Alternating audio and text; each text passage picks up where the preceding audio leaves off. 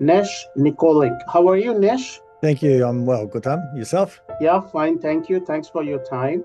Because you are acceptance and commitment therapy specialist, I heard that this is a very new concept of therapy. So, first, just please explain what ACT focuses on accepting. Sure. So ACT is sometimes referred to as a third wave of CBT, CBT being cognitive behavioral therapy. So it looks at both cognitive and behavioral aspects of understanding humans. And so the ACT model is a modality under that umbrella. Now, ACT is a modality that has many commonalities with lots of therapy styles, but it has some unique perspectives or assumptions that it holds as well. So, if I try and really summarize what ACT is almost a mindfulness based acceptance and action based approach towards viewing one's life. So, what does that mean? Press on the mindfulness aspect first. It means being mindful, present, deliberate, observational, noticing one's life and experiences, both from an external perspective, but also from our internal world. We might go and say it's reflective. So it's just being reflective and curious and thinking about what am I experiencing, what's out there. We'd look at definitions and try and interpret what those things are. So being present and mindful. And then from that present, mindful, grounded position, I might view what the cognitive aspects are. So the first cognitive aspect would be the acceptance part. So two things to accept. One is accepting my experience, and my experience comes in both what I feel and what I see. So accepting my emotions, accepting feelings, sensations, and making space for them. So classic one is when someone feels agitated, they will often do something to try and remove the agitation. The smallest little example of this might be if you feel an itch on your body, you try and resolve the itch and you scratch it. And so you're not being accepting, you're actually trying to avoid that experience.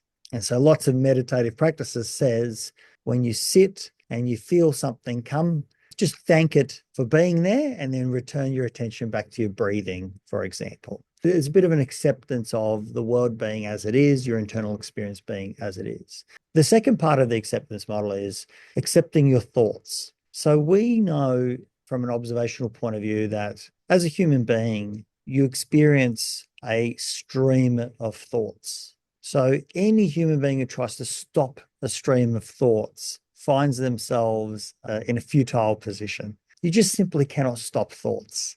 So it poses this question is, if I can't control the thoughts, I therefore am not necessarily choosing those thoughts. They are in my experience, they're coming to me, but I can't choose not to have them. And so we might have to accept things that we choose not to have. I don't choose the weather. I might choose my location, but I still don't choose the weather. And so most people might want to go up to, Sunshine Coast because it's beautiful, but then they don't choose the rainy days unless they like rainy days, obviously. They're just trying to influence what's there. And similarly, we try and influence what our thoughts are. And there are certain things you can try and do, but on the whole, you can't just turn them off. But this is quite interesting because we often, when someone's worrying, a loved one might say to them, oh, good time.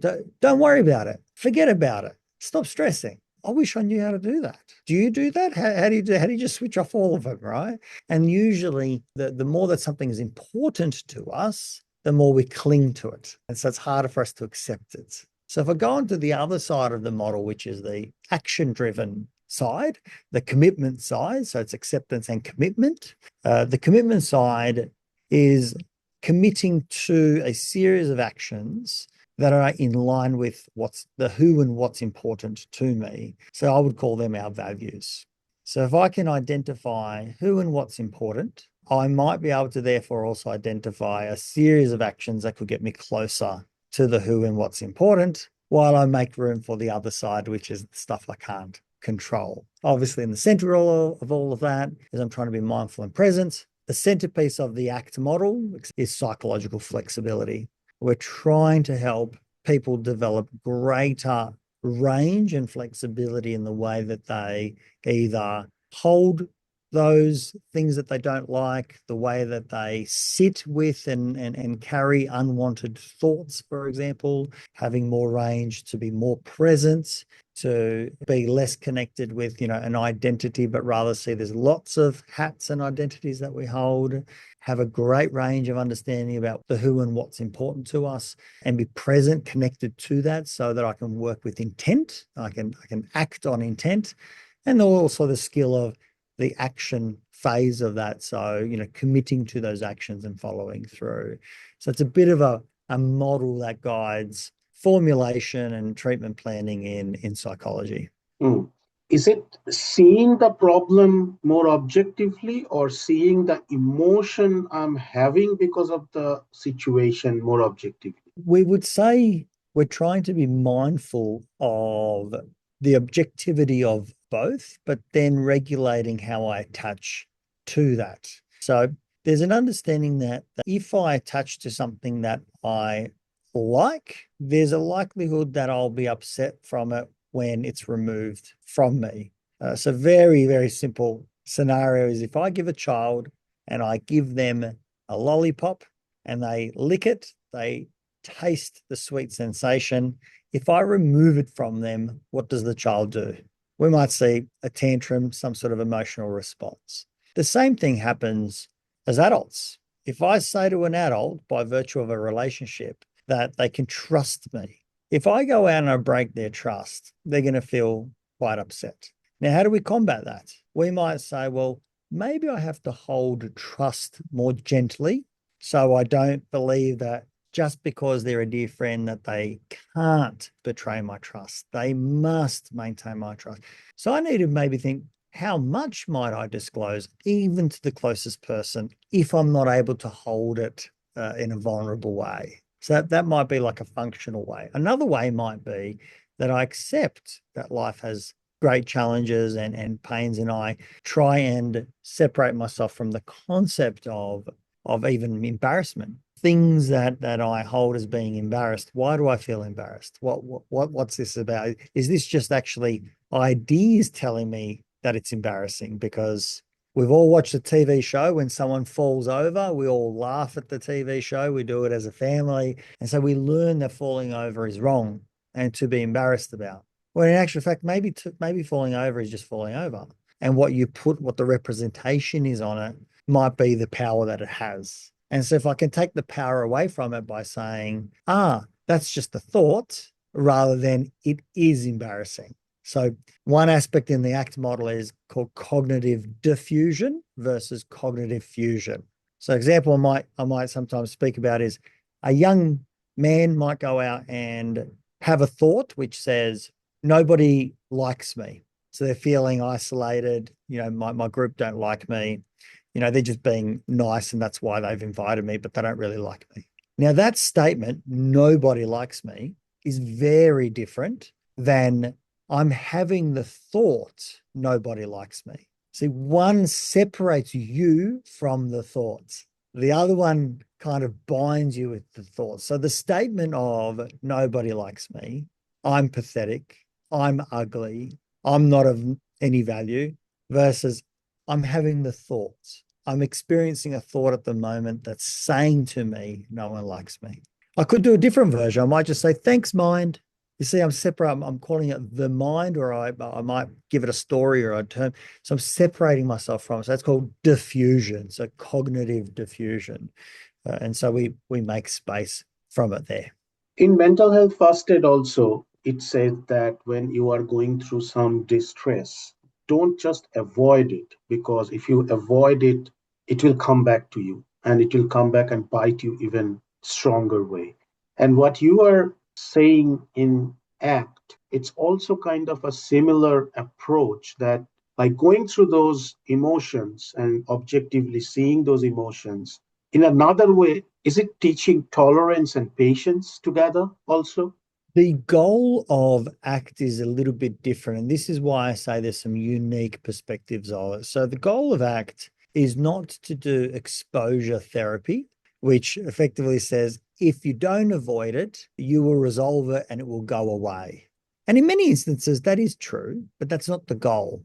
And the reason why it's not the goal is that most people who come into my clinic do not come in because they haven't tried that response. They are usually quite insightful, they're quite intelligent, they're well educated, they try very hard, they've put a lot of energy into their challenge, and they've worked at it. Now, yes, there's a level of avoidance that we might see, but they've really worked, on the logical side and in trying to move past that.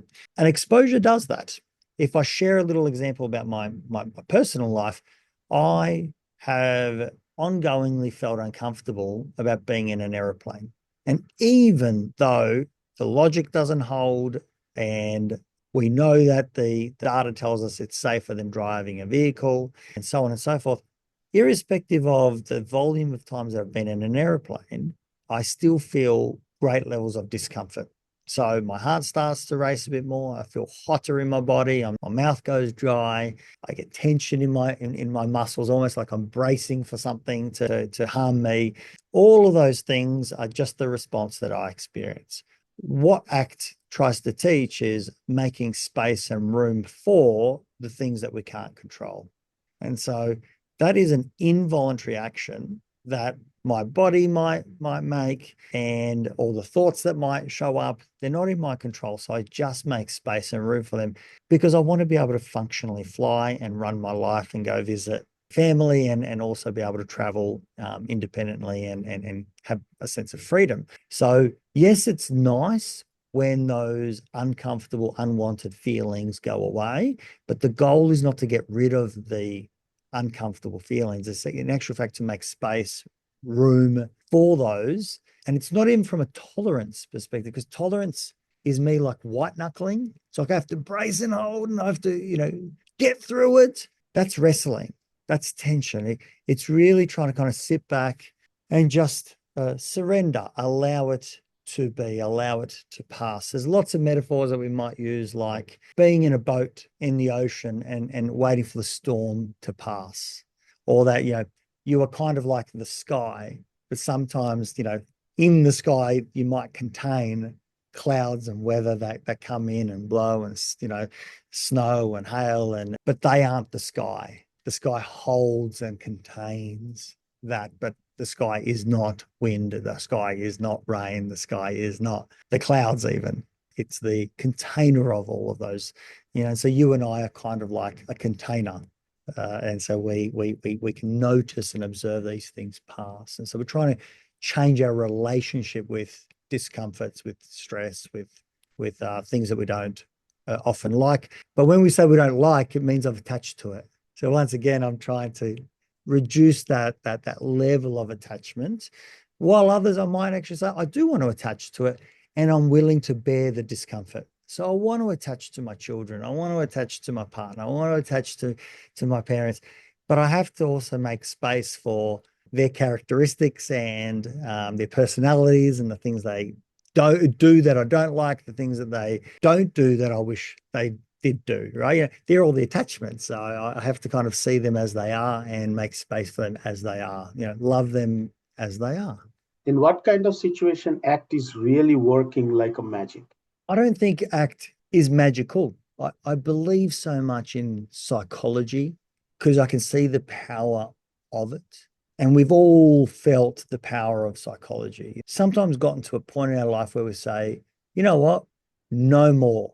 And we just cut a boundary and we say, I'm not going to accept this in my life anymore. We've made a committed action to a value that's important to us. Sometimes we come to terms with great grief and we say, well, you know what? That's the circle of life. And so sometimes we can go out and accept and make space for the death of a loved one. Do we grieve? Yes, absolutely. But how we grieve sometimes is moderated very differently. And so we can see that sometimes psychology might look magical, but it's certainly not magic. What I would say is it's definitely a practice. When we practice a way of engaging with the internal relationships to things that I have and external relationships with things that I have, it can be transformative. Absolutely. And there's examples of that throughout history and in our own short histories everywhere. It's not easy at the same time. We change the definition of easy all the time. So things are hard until they become easy, and then we just call it easy. What I would encourage is lots of reflection, lots of introspection, trying to do that with others as well. Not only always a psychologist, but friends, family, people that you admire, people you see who handle the world well. Almost like find your favorite football player and you admire them, and so you model them. Why don't we just model others and say, hey, grandma, grandpa, you seem to have things fairly in order. What do you think about this? How do you carry this? How do you hold this? It doesn't always have to be professional. Just someone that you think is doing it well, something to aspire to and work on. Hmm. Many people, they don't understand, first of all, whether they are distressed or not. That is also a big question. And after they kind of accept that, okay, there is something not right within me, whether to go to a GP or a psychologist, people get confused and people get lost. What you will say to them? Purely because I want to maintain the act consistent language, a client might fuse with the concept of there's something not right with me. So if we say it's not right, it therefore is wrong. And so wrong equals disordered, needs to be changed. So you can see the attachment there, right? Now, naturally, if we're feeling uncomfortable, we tend to call that wrong. And we have loved ones around saying, you shouldn't get so angry. Stop stressing. Don't worry about it. It'll all be fine. So we're trying to actually ease their pain. We're trying to ease their discomfort. Now, I view that from a lens of love, that people are nurturing and caring and wanting to help. When should you go and see your GP, or when should you see a psychologist, or both? Generally speaking, if I think about how I might encourage a loved one, I would want them to potentially see both. Because sometimes what we're experiencing, if we think about psychology, and we look at the whole context includes something that the GP could be looking at. And what the GP could be looking at is a whole lot of biological things that are going on. And they most certainly should be exploring things like, what's your sleep look like? Because if I want to get anyone to be unsettled, all I got to go out and do is squeeze their sleep. Parents know this because you watch your children a little bit less sleep, and what happens to their emotional reactivity? It goes up. So we might want to look at things like sleep. We might want to look at things like diet. We might want to look at things like social engagement. We might want to look at things like purpose and meaning. We might want to look at things like routines that you have in terms of, just the time and demands and volume that you have on yourself. We might want to look at how many negative things are in your life, your use of social media. Are you continually in a chamber of negativity, reinforced in a screen rather than healthy connection? We might look at your relationships. Are there certain relationships that are causing grief? So there's lots of external things that we can be looking at, as well as internal as well. I don't think there's a right nor a wrong time to engage with a GP, to engage with a psychologist. Sometimes it's useful to engage earlier rather than later. I know that's not what happens in my practice. Most people come on the worst day of their life rather than a moderate day of their life, or a good day of their life. And I get it. It makes all the sense in the world. But once again, if I'm going to be mindful and present and think about my values, I might be doing some acts that are in line with that well ahead of time. There's so many ways to do it. Even reading a good book, listening to a good podcast, going out and becoming part of a good social network that is open to being vulnerable and supportive and actually discussing difficult topics out aloud. All these things have great value. Does personality have a play in it? Because openness, personality probably have a little bit of a beat upper hand than neurotic people. Look, no doubt there are individual differences, and that some are more useful in certain contexts. But the word context is once again of the utmost importance. So I wouldn't say a particular style is better or worse, because you can have, for example, high neuroticism, but at the same time have developed a lot of acceptance around the feelings you're going to experience. And so the amount of distress that you experience is moderated by your acceptance of it. So you could feel a lot of sympathy, for example, for loved ones, but kind of say, that's my role because I'm a caring family member, or I love these people. So all I'm feeling is love. If you see it from that perspective, then your tears don't upset you. Your tears are just another expression of the care and compassion that you hold. So there isn't a specific trait that is better or worse, and openness versus maybe a bit more closed-minded. Once again, it might be a trait that can be considered, but needs to be moderated with the way that we relate to it. But everything's a double-edged sword. I can use a butter knife to spread butter on my bread, or I could harm somebody. It's not simply just a butter knife. It's a piece of metal that can be manipulated into an infinite number of ways, and therefore used in an infinite number of ways. So I try and look at context in the same way. What is the biggest reason therapy doesn't work, and when to understand that therapy is not working for me?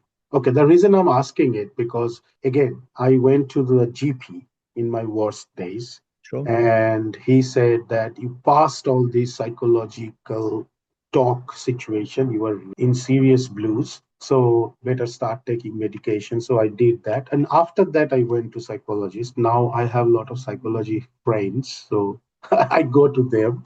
When to understand therapy is not working? There certainly are some anecdotal things I could point to. Probably the largest one would be the frame of reference the person walks in with in therapy or to therapy. So here's a classic example of where major disappointment can occur. We might often, and we do often see, when I say often, across 20 clinicians, we see lots and lots of new clients.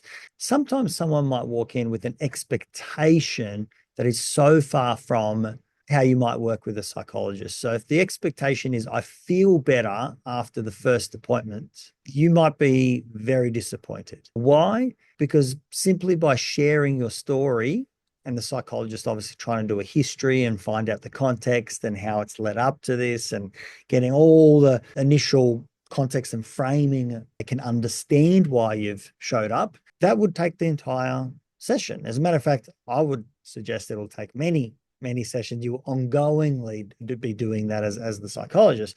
But as the client walking in, if your thought was, I'm going to just get a strategy and that's just going to make me feel better, that's going to be an awfully disappointing experience for most. If your expectation is such, you don't attend very many sessions. So therefore, you might walk away saying, I saw a psychologist, they weren't helpful, it doesn't work. There's nothing to see there. It's just a waste of time and money and energy. I think the more that someone's able to engage is a real strong predictor of the value that they get out of it. We often in psychology talk about a therapeutic relationship, meaning how comfortable someone is in the space. That's obviously very helpful, and hence why we're always trying to match a psychologist with a client, or more so the client actually trying to match with us so they feel comfortable. We will do obviously our best that we can to make them comfortable. But our job is to also make a safe and confidential and caring space, but to help them take different perspective, different positions. Now, sometimes clients can't see the different perspectives. They think it's a criticism because that's the way they read it. I think there's room and space for psychology always. It doesn't always have to be with a psychologist, but sometimes a psychologist can very much play a role that's different and unique to any other because, first of all, it is confidential, private, so it cannot be ever exposed. Secondly, it's non-judgmental, curious, who wants to learn and understand. And the spirit in the room is, I'm trying to help and support, but there has to be an understanding of support what. My job is not to try and resolve the amount of distressing experience, but rather how you relate with distresses. And if you can relate differently, you might actually feel less distressed, less often, or when a distress that's unavoidable comes up, you can sit with it in a much better way. I'm not trying to problem solve of getting your pain away because I just don't believe many parts of life that's achievable. What's the most common lie people tell themselves? Oh, because it's sometimes a clash between, personality versus ego within Yeah. themselves. Look, I think I don't hear this from my clients, but if I try and take a stab and point to one thing, I think clients on a general basis lie to themselves, if we're going to use that language, about the capacity that they have within themselves. Most people believe they are capable of so much less than what they actually are. If I try and use a silly example and I attach it to the ACT model, I might say to you, in the shoes that you are wearing right now and in the physical condition that you find yourself today, not knowing whether you exercise or not, and so on, could you start and finish a marathon right now? And most people will say, absolutely no way. That's a ridiculous concept. 42 kilometers. But if I said to you, a loved one, their medicine, they will pass unless you are able to collect their medicine, which is 42 kilometers away. You have to be wearing your shoes that you're currently wearing, and you must leave right now. Do you think you'll get to 42 kilometers? Now, it's very ridiculous, and I'm pushing the point, but I'm driving home the value. And the value is your loved one. And so what most people can do is they can walk with blisters, but we usually don't want to. So we say there's no way I'll get. But in that situation, you would walk 42 kilometers. As a matter of fact, I imagine you would briskly walk. You'd run to start with, but then when you get exhausted or you injure your knee, then you just hobble.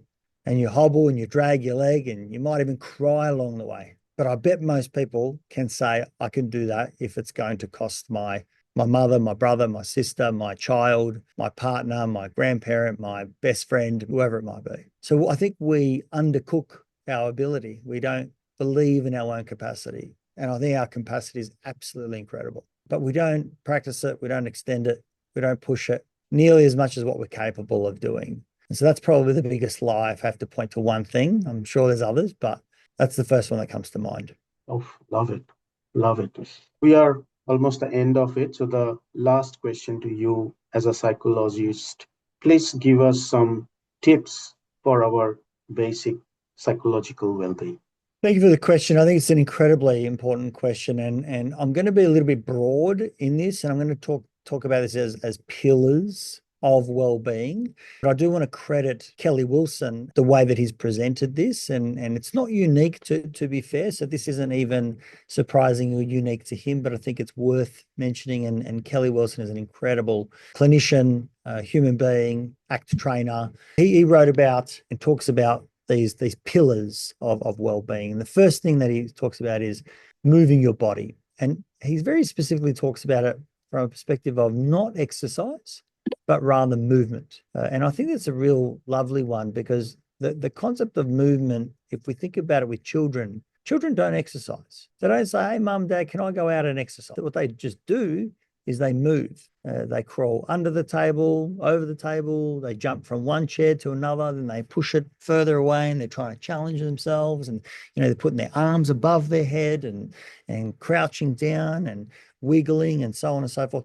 That's movement, and we know that human beings really benefit from movement. I'm not suggesting that exercise isn't a form of movement, but being engaged, being mobile, moving is incredibly important. Second one is good as eating real food. So he's talking really about unadulterated food, less processed food, eating clean. Now, that's not a surprise to anyone, but if we do look at the literature and the research that's coming out these days, particularly in terms of the effects of a microbiome on well-being, both psychological and beyond, this is undoubtedly an important pillar of eating well. And the more we can try and educate ourselves around that, the better. And real food being the least processed, and there's lots of different versions, but I think we can probably find something that works for us. He talks about getting real sleep opportunities. And that is really about getting rest, getting time to recover. There's something really strongly biological as a need for us in terms of sleeping. Most of us undercook that. We've got screens, or we just are in a habit of staying up late. Any opportunity to reflect on that and try and think about, our routine is important there. Social networks. He talks about cultivating, nurturing, supportive social networks. So these are people that you can feel safe by and connected and looked after. So we're going to hit many challenges in life, psychological and environmental. It's really important that we have a network, a group, a safety net that we can share that with. Sometimes even in therapy, just talking about one's problem. We've all done this also with friends. Even that alone can sometimes be cathartic. Obviously, we have plenty of opportunities where someone says, my goodness, I've been through the same thing. And even that feels like I'm not alone. So there's something valuable about having lots of social networks. And those ones that are nurturing, they often do want to help. They want to contribute. They want to be involved. So not only are they kind, but they're helpful too. Mindfulness practice that you can, for example, be present, being grounded, being patient, an interest in oneself. But it could also even be, a hobby that you go out and you do mindfully, where you're very in the moment and you're kind of so absorbed in it that you're not thinking about anything else as well. The flip side to eating well and the like is really around the other side of reducing toxins. Drugs and alcohol is obviously the very simple one, but there are so many chemicals that we are exposed to these days, forever chemicals, PFAS chemicals, so many endocrine disruptors and the like. So being really mindful about what touches our skin, what do we consume, what are we breathing, all those things that are connected is really important, and there's plenty of research that demonstrates that. Another one being the social toxins. So this is often speaks a lot about not only the social media, but the people that we're around, the negativity, being in an echo chamber that just looking for attention, that's negatively minded. That's social media is a fight for your attention. So what grabs our attention? That's usually outrage and saying that everyone's upset and distressed and there's been an event. We're trying to remove all of that. Most of these things, first of all, don't relate to us, they don't involve us, yet we're consuming so much of it. So being mindful about even social comparisons. You go, oh look, they look beautiful, they look wealthy, they look like they're having a good time. This person's on a holiday, I'm not on a holiday at the moment. They just completed this degree, oh, I never got through that. Oh, they've got more money, I've got less. I wish. All this social comparison, can be quite distressing. Probably last two is meaningful acts. You could read Man's Search for Meaning by Viktor Frankl. I think often meaningful acts, things that give us drive, give us purpose, give us a reason to wake up. And sometimes we're so involved in just our duties and responsibilities that forget about what's meaningful, the who and what's important. And I think having a practice to have that within our lives is really important. And a meaningful act could be as simple as calling someone that you genuinely care about and telling them that you want to meet up for a coffee, you want to catch up, asking them about their life. It can be as simple as that as well. And very lastly is I think some gentleness around self-compassion, gentle self-compassion, which is, I'm not saying you can't be harsh with yourself, but I think equally we need to be understanding and thoughtful that I'm doing life for the first time. I'm doing my best and I'm going to trip over many a time ongoingly and having some humility that I'm human. We're all human. Having a little bit of compassion around that is important. So they would be the pillars of well-being that I think we could all benefit from, reflecting and considering about how we hold them in our lives. Nice. On that, we should end our podcast here. Thank you, Nesh. Thank you for your time. My pleasure. Likewise.